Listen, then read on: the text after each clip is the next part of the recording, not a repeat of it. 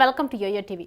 పేరుకే మహానగరం, కానీ చిన్న చినుకు పడిన హైదరాబాద్ రహదారులన్నీ జలమయంగా మారుతాయి. దీంతో వాహనదారులు ఇక్కట్లు అన్ని ఇన్ని కావు. ప్రస్తుతం హైదరాబాద్లో ఇదే పరిస్థితి నెలకొంది. బంగాళాఖాతంలో ఏర్పడిన అల్పపీడనం కారణంగా హైదరాబాద్తో పాటు తెలంగాణ వ్యాప్తంగా జోరు వానలు కురుస్తున్నాయి. అయితే హైదరాబాద్లో రాత్రి నుంచి పడుతున్న వర్షానికి చాలా ప్రాంతాల్లో నీరు నిలిచిపోయింది.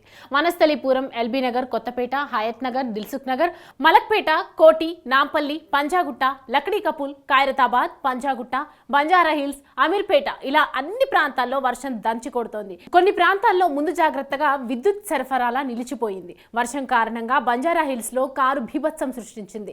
అతివేగంగా వచ్చిన కారు పార్కింగ్ చేసి ఉన్న కారును ఆటోను ఢీకొట్టింది. ఈ దుర్ఘటనలో కారు పల్టీలు కొట్టింది. ఇందులో ఉన్న డ్రైవర్ కు గాయాలయ్యాయి. హైదరాబాద్ లో 3 రోజుల పాటు భారీ వర్షాలు పడబోతున్నాయని వాతావరణ శాఖ చెప్పడంతో అధికారులు అప్రమత్తంగా ఉండాలని ప్రభుత్వం ఆదేశించింది. ఎక్కడా నీరు నిలిచిపోకుండా నాలాల వద్ద హెచ్చరిక బోర్డులు పెట్టాలని అంటున్నారు. ప్రజలు కూడా అవసరమైతే తప్ప బయటకు రావద్దని హెచ్చరించారు. బంగాళాఖాతంలో ఏర్పడిన అల్పపీడనం ఇవాళ వాయుగుండంగా మారనుంది. దీంతో తెలుగు రాష్ట్రాల్లో వర్షాలు కుమ్మేస్తున్నాయని, తెలంగాణలో కూడా చాలా జిల్లాల్లో జోరు వానలు పడుతున్నాయి.